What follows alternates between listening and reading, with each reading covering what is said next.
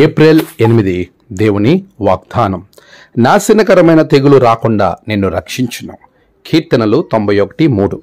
మన ప్రభువైన యేసుక్రీస్తు నామంలో మీ అందరికీ ఈ ఉదయము శుభములు తెలియచేస్తూ ఉన్నాను. ప్రియులారా, దేవుని యొక్క మహాకృపలో మనమందరం సంతోషంగా ఉండడం దేవుని యొక్క చిత్తం. మీరు అలా ఉన్నారని నేను నమ్ముతూ ఉన్నాను.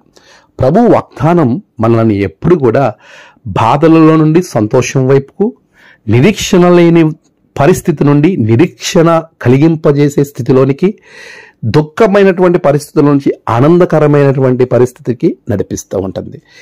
ఏదైతే లేదు అని నువ్వు ఇబ్బంది పడుతూ ఉన్నావో అది కలిగింపజేసేదే దేవుని వాగ్దానం.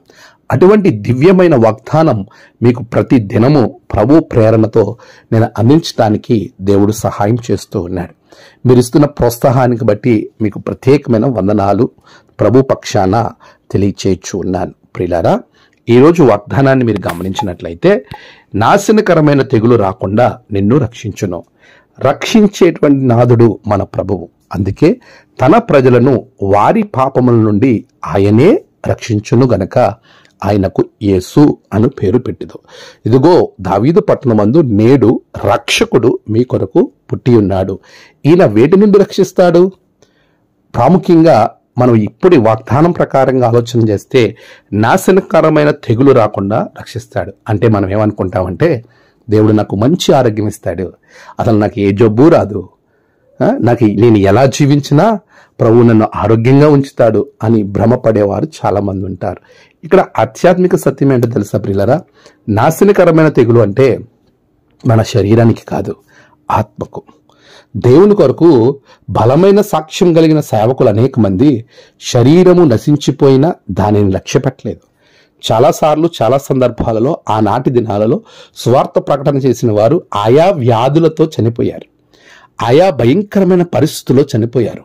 హతసాక్షులు అయ్యారంటే సులువుగా అయిన వారు కొంతమంది, కఠినంగా అయిన వారు మరికొంతమంది, అత్యధికమైన వ్యాధులతో బాధపడి చనిపోయిన వారు మరికొంతమంది. రకరకాలుగా 3వ శతాబ్దము, 1వ శతాబ్దము, 2వ శతాబ్దము, ఈ మొదటి 300 సంవత్సర కాలంలో ఏ విధంగా వారు చనిపోయారు అని మనం చూస్తే, ఆది క్రైస్తవ విశ్వాసుల యొక్క తెగువ, వారి విశ్వాస ప్రయాణం మనకి చాలా అద్భుతమైన ప్రోత్సాహం. అలాంటి భయానకమైనటువంటి పరిస్థితుల గురించి మాట్లాడలేదు ప్రభు. నీ ఆత్మ తెగులు పడకుండా, నీ ఆత్మ భయంకరమైనటువంటి నాశనంలోనికి వెళ్లకుండా ప్రభువు రక్షిస్తాడు. అందుకే కదా ప్రభు ఈ లోకానికి వచ్చాడు, నీ ఆత్మను రక్షించటానికే కదా. అలాంటి ఆత్మ రక్షించే రక్షకుడిని నువ్వు కలిగి ఉండు, ఆయనతో సమాధానంగా ఉండు, ఆయనను కలిగి నువ్వు జీవించు, ఆయనతో నీ ప్రయాణాన్ని కొనసాగించు. అప్పుడు నాశనకరమైన తెగులు నీ ఆత్మకు కలగకుండా ప్రభు కాపాడతాడు. శాశ్వత జీవాన్ని నువ్వు పొందుకుంటావు. అట్టి కృప ప్రభు మీకు అనుగ్రహించునుగాక. ఆమెన్. ప్రార్థన. సర్వశక్తిమంతుడా, గొప్ప దేవ, మేము శరీరం కొరకు ఆలోచించకుండా ఆత్మ కొరకు ఆలోచించే విశ్వాస ఎదుగుదల మాకు దయచేయండి. మీ బిడ్డలను దీవించండి. ఈ దినము వారి ప్రయాణాలు, పనులు, తలపెట్టిన కార్యాలు, వీటన్నిటిలోనూ మీరు వారికి తోడుగా ఉండండి. నేడు జన్మదినము, వివాహ దినము, ఆయా విశేష దినములు జరుపుకున్న బిడ్డలను బహుగా దీవించండి. తమ ప్రియులు కోల్పోయి ఎవరైతే బాధలో, దుఃఖంలో ఉన్నారో అట్టి ప్రజలకు ఆదరణ, నెమ్మది దయచేయండి. దినదీవెనతో నింపమని యేసయ్య నామమున ప్రార్థించి వేడుకొంచున్నాము తండ్రి. ఆమెన్. తండ్రి, కుమార, పరిశుద్ధాత్మ త్రియేక దేవుని దీవెన మీకు తోడుగా ఉండి నడిపించును గాక. ఆమెన్.